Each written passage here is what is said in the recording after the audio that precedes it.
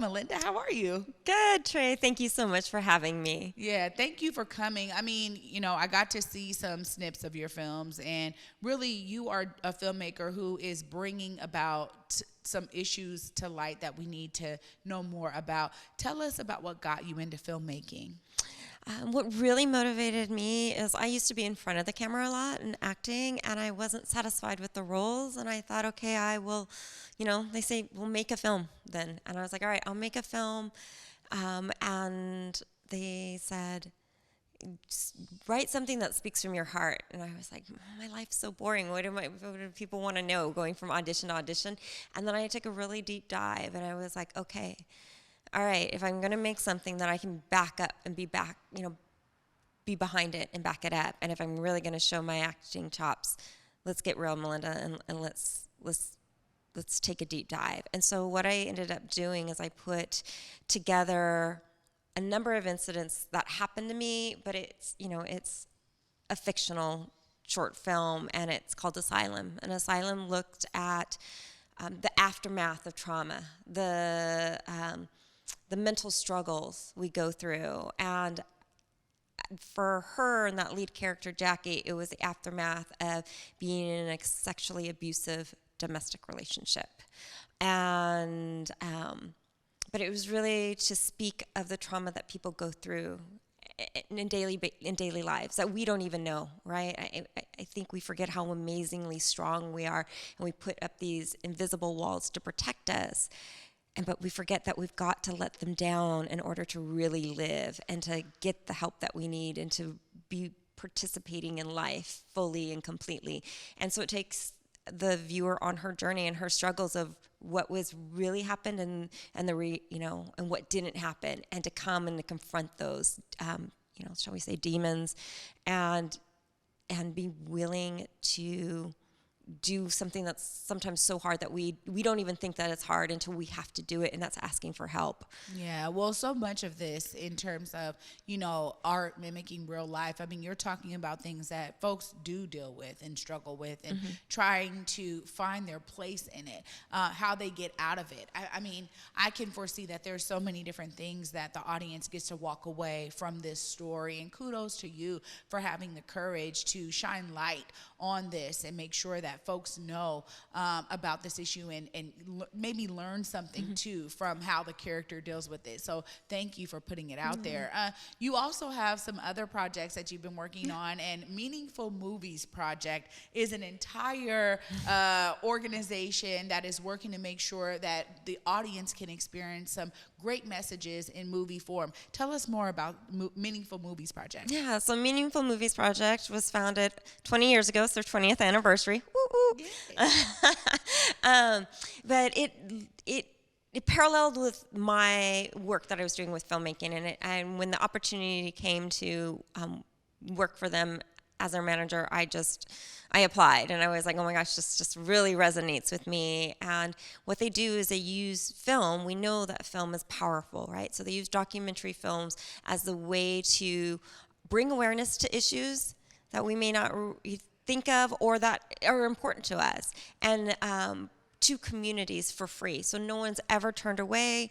There's various different groups throughout the Northwest and beyond now, and they open their doors and they show documentary films, and they show films. I don't select the films. I help support them in ensuring that their events get taken off and to be as successful as possible. But they pick the films because they know their community. They know what's important. They know what the needs are in that community. And then after the film is shown, there's a discussion and a space where it's open for people to have dialogue and a safe space, because we're not always going to agree, and that's okay. That's actually a beautiful thing when we're able to speak from a place of truth, but through a place of kindness in our heart, and people are listening. Because I think we can't grow if we're not willing to expand our mind and our hearts. And I always say, through understanding, compassion is possible, and with compassion, great things can happen. And that is what I've seen with Meaningful Movies. Throughout their years, they have actively participated in bettering their communities, for working in, with the legislator on backlogs of date rape kits, and banning straws in one of the cities that we have a Meaningful Movies in, getting the voice of the high schoolers, and when we were showing a film on homelessness and saying, whoa, we didn't realize that, we didn't think about how many, number one, students are homeless at our school, and number two, how hard it is already to fit in. And if you don't have the right clothes, you already feel like you even stand out even more beyond the stigma, beyond the trauma that you're experiencing for being unhoused. And they work together to initiate a trendy clothing drive. So it's just wonderful things happening. And again, it's free for anybody. They can, find that information online. Go attend a screening. There's screenings online for people if they can't go somewhere. So there's a number of screenings coming up in June, and it's Juneteenth, so we're really honoring and celebrating that and bringing awareness to that.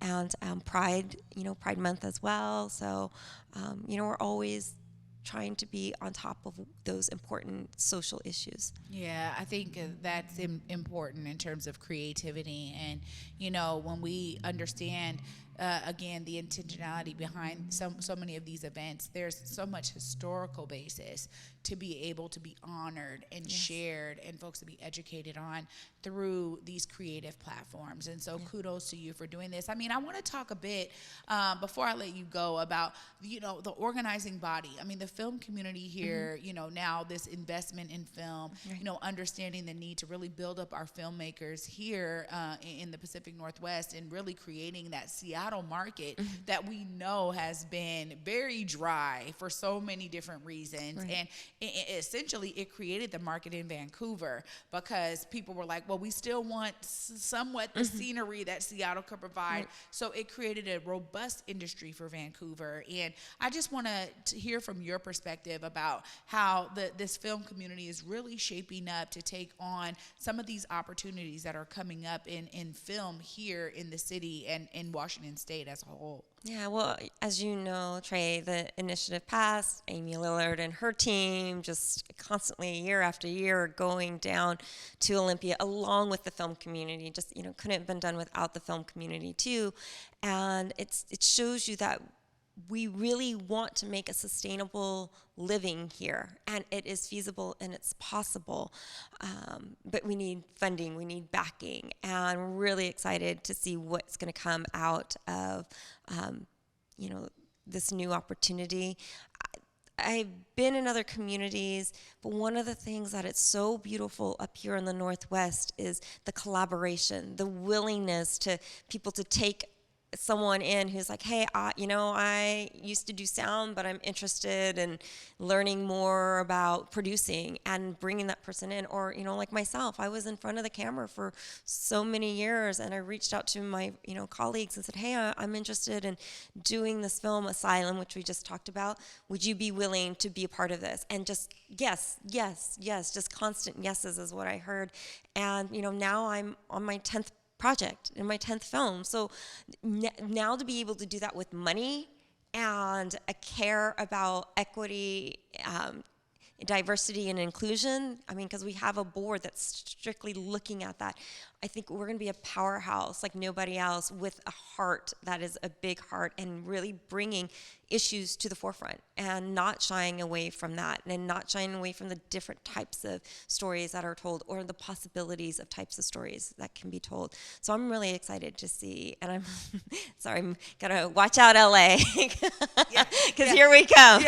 Washington is on the map now. That's right. Melinda, thank you for all that you're pouring into this amazing community to help make it what it is today, and for being here to shine some light on Meaningful Movies Project and your own projects. Kudos to you. 10 films, that's a feat, and it's great that you saw that you had an ability to be on the other side of the camera to really help ensure that these stories do get told. So congratulations to you and all the progress you've been able to make.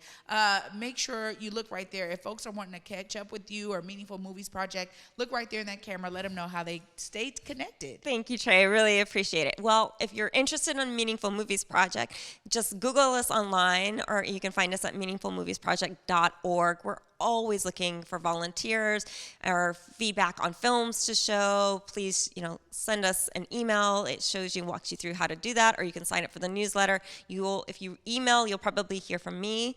And for information about my film works, and you just Google Melinda Raebyne Films. So Raebyne is Raebyne.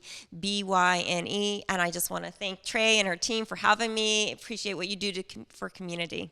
Oh, Melinda, thank you. It's great to be in a creative community with you. So I look forward to learning more. There's always a space. If you got a new premiere coming out, something else going on, let me know. Well, I'll let you know when I get back from Italy, where we're premiering our newest documentary. So appreciate you. Congratulations. Getting picked up in a film festival there. Yeah. Amazing. Best documentary and best director. There you go. I can't wait for you to bring home the win. Thank you, girl. Thank you. I appreciate you. Absolutely. Oh, wow, y'all. We have